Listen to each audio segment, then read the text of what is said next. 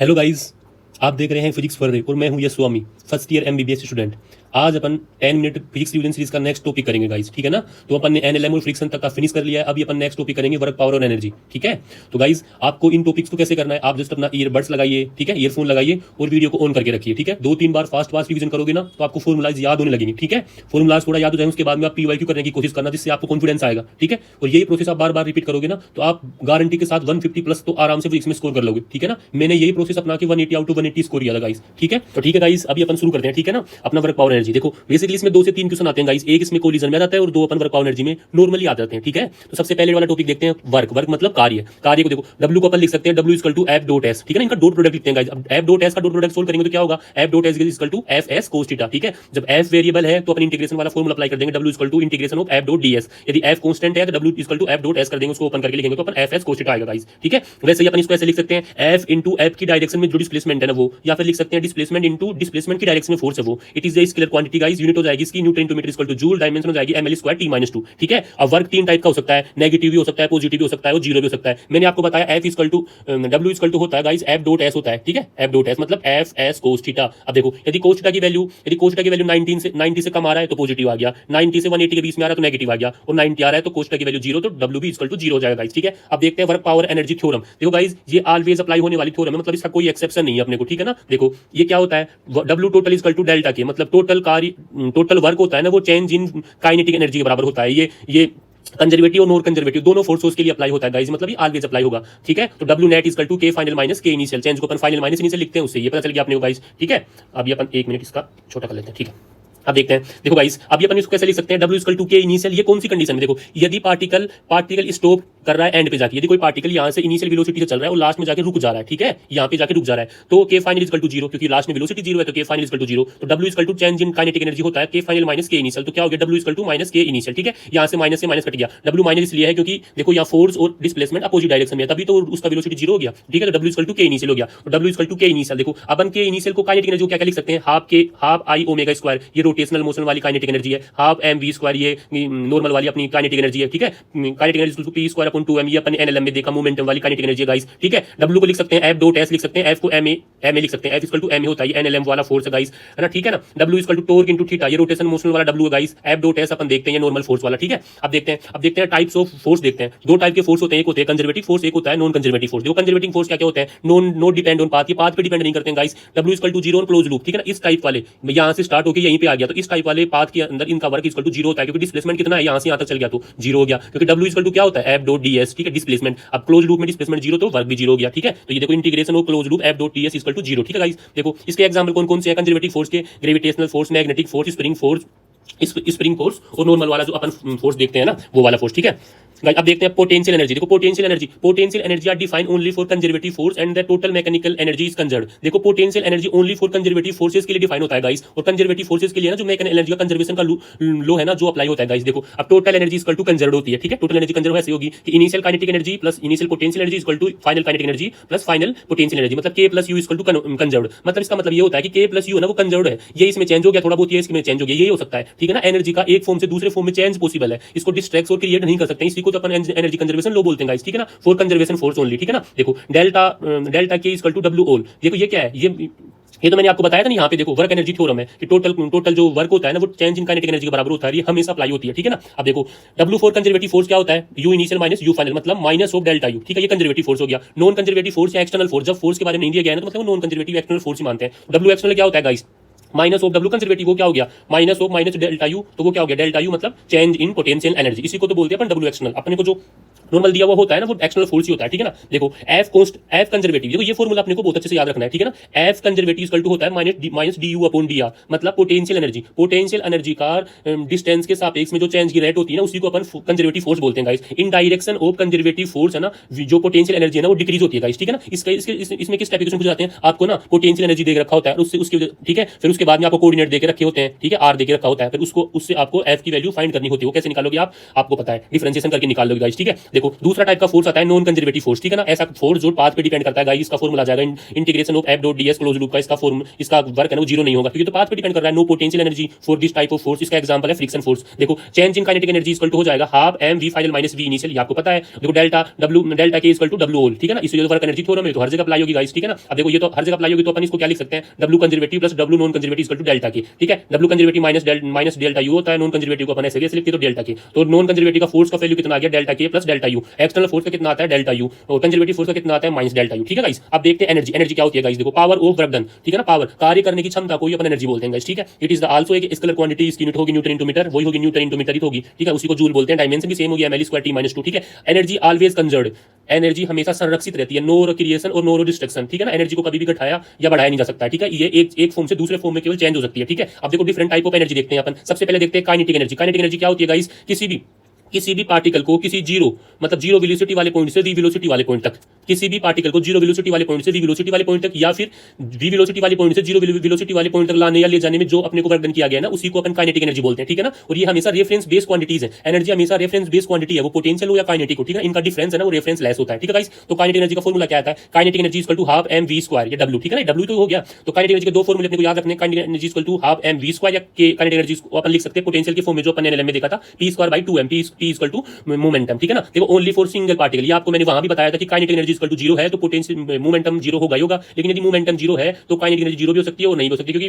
जो ये मोमेंटम है ना ये वेक्टर क्वांटिटी है और काइनेटिक एनर्जी एक स्केलर क्वांटिटी है गाइस, ठीक है। अब देखते हैं पोटेंशियल एनर्जी। मैंने पहले बताया कि potential energy only for conservative force के लिए अप्लाई होता है गाइस ये, ठीक है ना। अब देखो इसके डेफिनेशन अपन कैसे लिख सकते हैं कि without a acceleration particle move from zero energy potential to P, मतलब किसी भी पार्टिकल को जीरो एनर्जी वाले पॉइंट से किसी पी पॉइंट तक लाने के लिए जो वर्क डन किया गया है ना बिना वेलोसिटी गेन किए, ठीक है ना, उसी को अपन उसकी पोटेंशियल एनर्जी बोलते हैं। अब देखो डिफरेंट फोर्सेस के लिए डिफरेंट टाइप की potential energy, different conservative forces के लिए डिफरेंट टाइप की पोटेंशियल एनर्जी पर परिभाषित होती है गाइस। देखो पहला है इलेक्ट्रोस्टैटिक फोर्स, अपन ने देख लिया गाइस इलेक्ट्रोस्टैटिक में कि U equal to Q into delta V, मतलब change in delta V, change in potential. तो U equal to K Q1 Q2 by R हो गया। दूसरा ग्रेविटेशन में पढ़ेंगे, ये भी वही होता है, U equal to M into delta V, change, ये change in potential, M into mass, यहाँ आ जाएगा चार्ज। तो U equal to minus G M M E upon R, ठीक है। इसको अपन mg जब यूज कर लेते हैं जब हाइट की वैल्यू अर्थ की रेडियस से बहुत कम होती है, ठीक है। और मेनली अपने यही स्टडी करते हैं गाइस, ठीक है। फिर आके स्प्रिंग वाला, ठीक है ना, उसमें स्प्रिंग वाला भी तो था, एक कंजर्वेटिव फोर्स। चार टाइप के मैंने कंजर्वेटिव फोर्स बताए थे, इलेक्ट्रोस्टैटिक, ग्रेविटेशनल, मैग्नेटिक, स्प्रिंग वाले फोर्स, ठीक है ना, ये चार पढ़ते हैं अपन। अब देखो स्प्रिंग एनर्जी क्या होती है, देखो स्प्रिंग का पहले फोर्स देखते हैं। फोर्स होता है F इक्वल टू माइनस के एक्स, जहां के होता है वो स्प्रिंग कोफिशिएंट होता है गाइस, और एक्स होती है डिस्प्लेसमेंट, एक्सटेंशन या कंप्रेशन, ठीक है ना। तो इसमें एनर्जी का फॉर्मूला आता है U इक्वल टू हाफ के स्क्वायर या फिर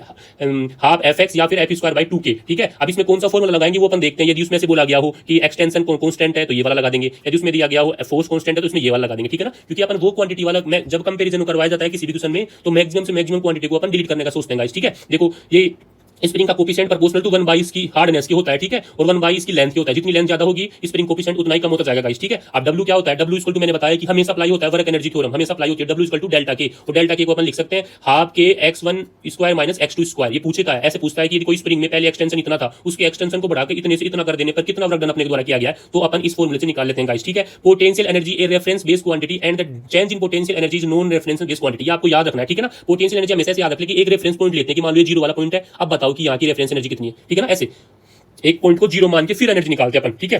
देखो भाई इस टाइप वाला एक स्टैंडर्ड क्वेश्चन है, इसमें पूछते हैं अपने को, ठीक है, कि इसको ऊपर ले जाने के लिए नीचे लाने के लिए कितना कार्य करना पड़ेगा, कितना वर्क डन करना पड़ेगा अपने को, ठीक है। तो देखिए इसमें W equal to mgl upon 2n square, इसमें दे रखा होता है n इक्वल टू पार्ट है, उसमें दे रखा होता है कि 1/5 पार्ट नीचे लटका हुआ है, तो n की वैल्यू कितनी हो जाएगी 5, जो इसमें पुट करके अपन निकाल लेंगे। ये स्टैंडर्ड क्वेश्चन है जो बार-बार रिपीट होता है पीवाईक्यू में। बाइंडिंग एनर्जी क्या होती है किसी भी पार्टिकल की, उसकी टोटल एनर्जी के नेगेटिव के बराबर होती है बाइंडिंग एनर्जी। बाइंडिंग एनर्जी को आप ऐसे समझो, किसी भी पार्टिकल को वो एनर्जी जिसके प्रदान करने के बाद में वो यूनिवर्स में चला जाए, मतलब जितनी एनर्जी है ना उसको उतनी एनर्जी दे दें जिसकी वजह से वो फ्री हो जाए, ठीक है ना, उसी को उसकी बाइंडिंग एनर्जी बोलते हैं गाइस। देखो K plus U equal to constant, ये conservation law of mechanical energy conservation का ही तो है। तो इसमें ये बताया था मैंने आपको, इन दोनों का सम कंजर्व्ड रहता है, लेकिन किसी पॉइंट पे ये ज्यादा हो जाएगा, किसी पॉइंट पे जैसे किसी पार्टिकल को अपन ऊपर की तरफ थ्रो कर रहे हैं, ठीक है, यहाँ पे उसकी काइनेटिक एनर्जी ज्यादा थी, लेकिन यहाँ पर उसकी पोटेंशियल एनर्जी ज्यादा थी, लेकिन नीचे आता गया तो वैसे वापस से उसकी पोटेंशियल एनर्जी कम होती गई, हाइट कम होती गई, तो पर काइनेटिक एनर्जी उसकी बढ़ती जाती है गाइस, ठीक है, समझ में आ गया। अब देखते हैं अपन इक्विलिब्रियम। इक्विलिब्रियम कौन सी स्टेज होती है गाइस, ऐसी स्टेज जिसमें उसका F नेट मतलब जितने भी फोर्स लग रही है ना उनका टोटल सम वेक्टर सम है ना वो जीरो आ जाए। ये तीन टाइप की होती है गाइस इक्विलिब्रियम स्टेज, एक होती है स्टेबल इक्विलिब्रियम, नॉन स्टेबल और होती है न्यूट्रल, ठीक है ना। अब देखो इसमें आपको 4 पॉइंट याद रखने हर टाइप के इक्विलिब्रियम में। देखो पहला तो F इक्वल टू 0, पता है आपको इक्विलिब्रियम होगा तो F इक्वल टू 0 होगा। मैंने बताया था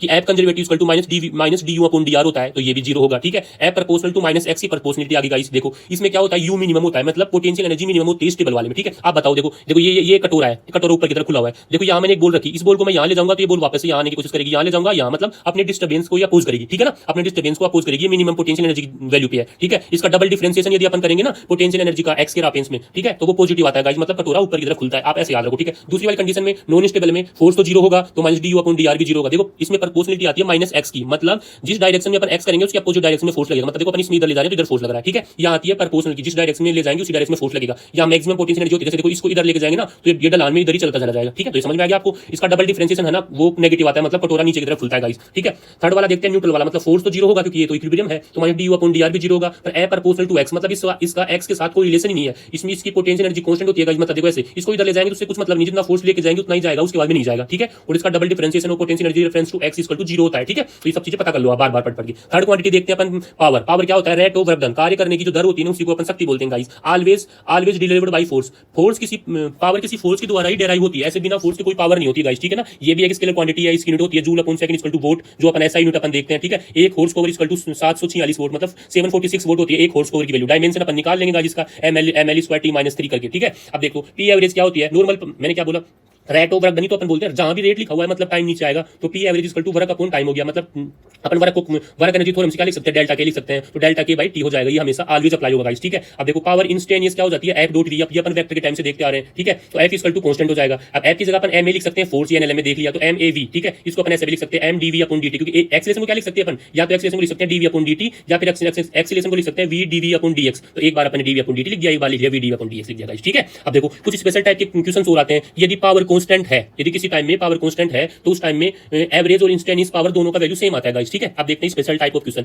यदि पावर कांस्टेंट है, यदि पावर कांस्टेंट है तो वेलोसिटी प्रोपोर्शनल होगी टी की पावर 1/2 के, एक्स प्रोपोर्शनल होगी टी की पावर 3/2 के, और एक्स प्रोपोर्शनल होगी वी की पावर 3 के, ठीक है। ये डायरेक्ट आपको याद रखना है गाइस, ठीक है। कंपैरिजन करवाए या फिर डायरेक्ट प्रोपोर्शनलिटी भी पूछ लेता है गाइस, पीवाईक्यू में बहुत बार आया हुआ है ये क्वेश्चन, ठीक है। अब देखो ये मैंने फ्लूइड वाला फोर्स आपको 2-3 बार पहले बता चुका है, एनएलएम बता चुका। चेंज ऑफ रेट चेंज की चेंज इन मास की रेट कितनी होती है, रो ए वी, ठीक है। एफ क्या होता है, रो ए वी स्क्वायर। पावर कैसे निकालते हैं, एफ डॉट वी तो रो ए वी क्यूब, ठीक है। और फ्लूइड के फ्लो की जब ऐसे पकड़े उसमें लगाओगा कि ट्यूब में वाटर फ्लो हो रहा है तो कितना फोर्स अप्लाई करेगा, तो ये वाला फोर्स अप्लाई करेगा, ठीक है ना। अब देखते हैं मोमेंटम कंजर्वेशन का लू, ठीक है ना। ये इंपॉर्टेंट लो है गाइस। देखो मोमेंटम आपको पता है एक वेक्टर क्वांटिटी होती है, तो इसमें वेक्टर का अच्छे से ध्यान रखना है क्योंकि इसमें वेक्टर आता है, ठीक है। देखो ये मोमेंटम कंजर्व कब रहता है, जब एक्सटर्नल फोर्स जीरो हो, मतलब बाहरी किसी भी टाइप का फोर्स नहीं लगाया गया हो, मतलब मैं अंदर से कुछ भी कर सकता हूं, मेरे पे कोई दूसरा फोर्स ना लगाए, तब मोमेंटम कंजर्व रहता है, ठीक है। देखो P equal to constant, P equal constant रहेगा, मोमेंटम कंजर्व रहेगा, मतलब P initial equal to P final हो गया, मतलब F1 plus F2 equal to 0, मतलब जो सारे बारी एक्सटर्नल फोर्स है ना उसका सम 0 आना चाहिए, ठीक है गाइस। यूज वेक्टर रूल, मैंने बताया मोमेंटम कंजर्वेशन में वेक्टर रूल अप्लाई करके निकालेंगे तो सारे आंसर आ जाएंगे, ठीक है। देखो मोमेंटम कंजर्वेशन रूल मेनली दो चीजों में आ सकता है, एक तो सिस्टम इन 2 पार्ट और सिस्टम इन 3 पार्ट में देखते हो, ठीक है। पहला देखते हैं सिस्टम इन 2 पार्ट। देखो गाइस इफ रेस्ट वाला सिस्टम है ना जो ब्रोकन इनटू 2 पार्ट, ठीक है ना, ठीक है। यदि कोई मास है, ठीक है, एम मास है, वो इनिशियली रेस्ट पे है, ठीक है, इनिशियली रेस्ट पे है, एफ एक्सटर्नल भी कोई उस पे बारी फोर्स नहीं लगाया गया, अब इनिशियली रेस्ट पे है तो उसका इनिशियली मोमेंटम भी 0 है, वो अपने आंतरिक फोर्सों के इंटरनल फोर्सों की वजह से दो मास में डिवाइड हो गया, ठीक है। एक मास m1 और एक मास m2, ठीक है। इसमें वेलोसिटी आ गई v1 और v2। तो देखो कौन किसी भी क्वेश्चन को ऐसे टाइप के क्वेश्चन करने के लिए मैंने कुछ स्टेप बनाए कि ये वाली स्टेप फॉलो करना है। देखो कौन कौन से स्टेप पहले फॉलो करेंगे। पहले वाली स्टेप में करेंगे कि मोमेंटम इन अपोजिट डायरेक्शन। हम यदि अपने को मोमेंटम इनिशियल के बराबर करना है, मतलब इनिशियल मोमेंटम 0 करना है, आपको बताया 0 कब हो सकता है, जब दोनों अपोजिट डायरेक्शन में हो। तो सबसे पहले तो लिख देना है अपने को कि दोनों को अपोजिट डायरेक्शन में वेलोसिटी दे देनी है, ठीक है। दूसरी वाली स्टेप में करना है अपने को कि p कांस्टेंट कर देना है, मतलब अपने को उसके मोमेंटम को कंजर्व कर देना है, मतलब p initial equal to p final कर देना है गाइस अपने को, ठीक है। ठीक है, समझ में आ गया। अब p इनिशियल कितना था, p इनिशियल था अपना 0, p फाइनल कितना हो जाएगा, दोनों का सम इक्वल टू 0, मतलब m1 v1 equal to m2 v2, ठीक है।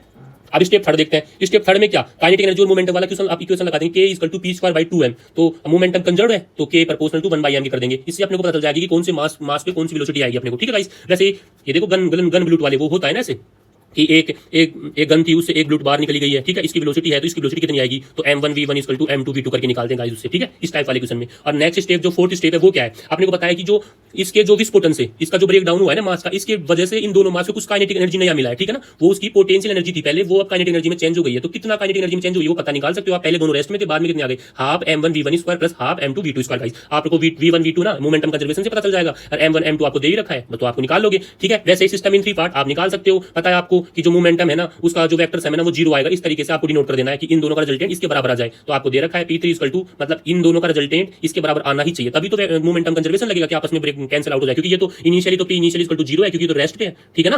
तो आपको ये ध्यान रखना है। तभी मैंने बोला है कि जहां भी मोमेंटम का क्वेश्चन आए आपको ये याद रखना है कि मोमेंटम एक वेक्टर क्वांटिटी है, तो अपने को वेक्टर के सोच के फॉर्मूला अप्लाई करने हैं, ठीक है। ब्लॉक एंड ब्लूट टाइप के सिस्टम में क्या करना है, अपने को एनर्जी कंजर्वेशन लगा देना। वो उसमें से दे रखा होता है ना कि खूब सारे ब्लॉक हैं, उसमें एक ब्लूट आई, वो यहाँ तक आई v/2 कर दिया, यहाँ तक आई v/4 कर दिया, तो अपन एनर्जी कंजर्वेशन के रूल से ये निकाल सकते हैं गाइस, ठीक है। तो ठीक है गाइस, अपन ने वर्क पावर एनर्जी कर लिया है। अपन नेक्स्ट पार्ट में करेंगे अपन कोलिजन कर लेंगे गाइस, ठीक है। यदि आपको वीडियो अच्छे लग रहे हैं आपको हेल्पफुल लग रहे हैं तो प्लीज गाइस लाइक करिए, शेयर करिए, सब्सक्राइब करिए, अपने दोस्तों के साथ भी शेयर करें। और आपको इन फॉर्मूला शीट शॉर्ट नोट्स का पीडीएफ है ना, वो टेलीग्राम ग्रुप में मिल जाएगा गाइस, ठीक है। उसकी लिंक मैं डिस्क्रिप्शन में आपको दे दूंगा गाइस, ठीक है। तो डेली बेसिस पे आप इन वीडियोस को देखिए, ईयरबड्स लगा के देखो। एक बार जब आप इनको देखोगे ना, एक बार पढ़ोगे तो आपको याद नहीं होगा, लेकिन आप सोचो इन्हीं 10-10 मिनट वीडियो को 4 बार आपने देख लिया, 40 मिनट में आपकी वर्कआउट एनर्जी के पूरे फॉर्मूले याद हो जाएंगे, ठीक है। उसके बाद में आपको कॉन्फिडेंस आएगा, फिर आप पीवाईक्यू लगाना, तो आपके 150 तो आराम से आ जाएंगे यार। 180 का बोल रहा हूं मैं, तो 180 तक भी स्कोर कर सकते हो आप ऐसे करके, ठीक है गाइस। मचाते रहिए, कल फिर मिलते हैं नेक्स्ट वीडियो के साथ। Bye bye.